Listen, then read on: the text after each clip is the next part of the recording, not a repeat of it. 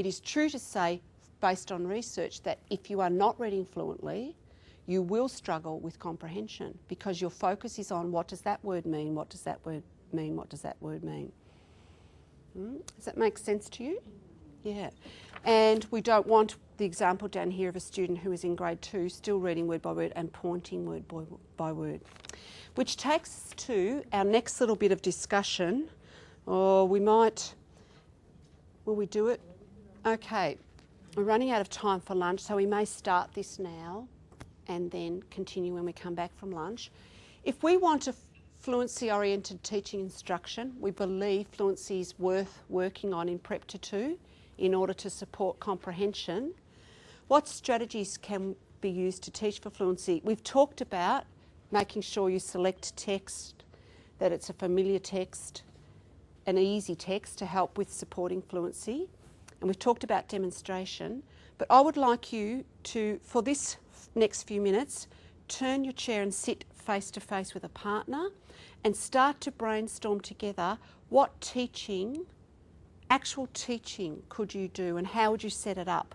What are the things that would happen in your classroom if you want to teach for phrasing? All those things we talked about: volume, pace, expression, phrasing, fluent reading.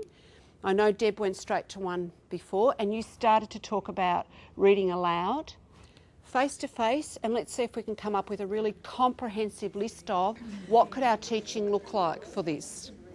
Now, we started looking at fluency. If we know the why, fluency has an influence on comprehension because it releases students to focus on meaning rather than focusing on decoding. We talked about how Chall in her research found that it's one of the things that falls away and one of the blockers for students achieving comprehension. What we're going to do now is continue to add to our list of what would the teaching be looking like. We want some really specific ways of teaching for fluency so you can take that back to your workplace and you can look at what your implementation might be in really specific ways, going from the theory to very specific practice. So let's get our great ideas happening. These exist. What other things did you discuss? Ideas.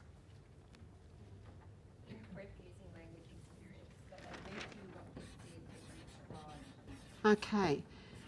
Thanks, Lynn, for that. With language experience, if we're talking about fluency, modelling fluency and expecting fluency from the start, from the group sentence or the student's individual sentence, it can start first week in prep.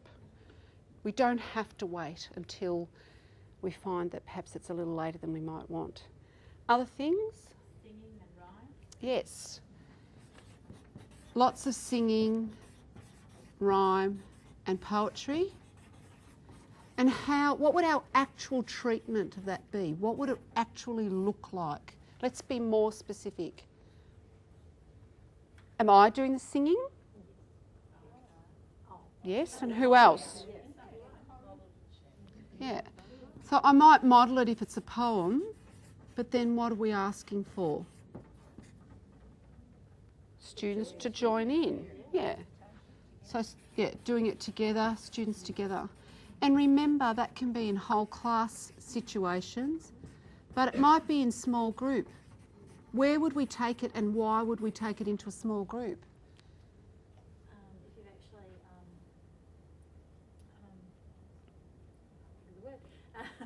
must be after lunch, pinpointed students who may be in the whole group and not joining or having difficulty but, with their oral language, it certainly would be an opportunity to get them into a smaller group to work with them more closely. That's right. Thanks, Sandra. The specific focus for the students who need the additional practice. That's the scaffolding for them, the additional practice in the small group. Not every small group will need it, but some will. Other ideas?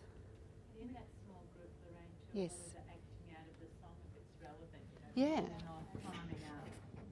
Yeah, so putting movement and activity with it to help explain.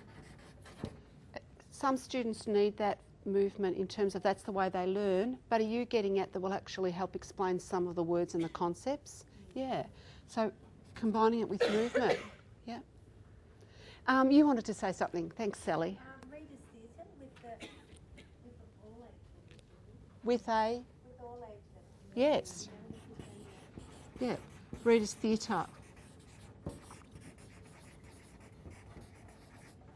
Come on, there's lots more great things. Yep. Yeah, listening post. Yep, read onto tape.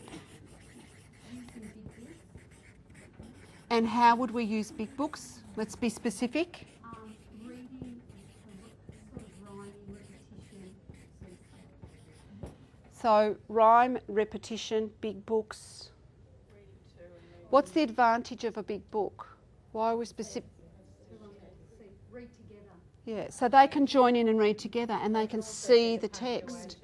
They can, and they can map the text with the words that they're seeing and saying. That sounds a straightforward thing, but students who struggle in reading don't necessarily map the words with what we're saying.